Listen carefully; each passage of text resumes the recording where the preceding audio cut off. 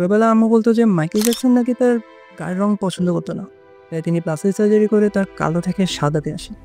কিন্তু তার ইন্টারভিউ দেখার পরে আমি জানতে পারি এটা আসলে একটি ভুল ধারণা। I'm a Black American. I'm proud to be a Black American. I am proud of my race. I am proud of who I am. I have a lot of pride in who I am and dignity. So please, people, stop believing these Okay, my horrifying. Then let's go to, is your skin lighter because you don't like being black? Okay, number one, as I know of, there is no such thing as skin bleaching.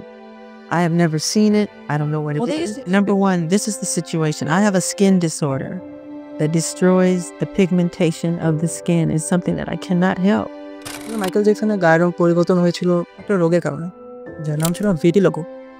ভিটিলোগো হলো এক ধরনের ত্বকের অসুখ। এই রোগে melanocyte নামের বিশেষ কোষগুলো কাজ করা বন্ধ করে দেয়। এই কোষগুলো আমাদের গায়ের রং তৈরি করে। যখন এগুলো নষ্ট হতে থাকে তখন আমাদের শরীরে বিভিন্ন সাদা দাগ পড়তে শুরু করে। এটা একদমই ছোঁয়াচে নয়, মানে কারো থেকে কারোতে ছড়ায় না। সময়ের সাথে সাথে এটি শরীরের বিভিন্ন জায়গায় ছড়িয়ে পড়তে থাকে। এক পর্যায়ে চুলগুলো সাদা হতে থাকে। ধীরে ধীরে এটি পুরো শরীরে দাগটি ছড়িয়ে পড়ে।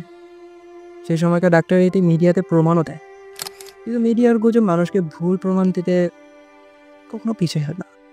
কানে শোনা সকল তথ্য যে ঠিক হবে তা কিন্তু নয়।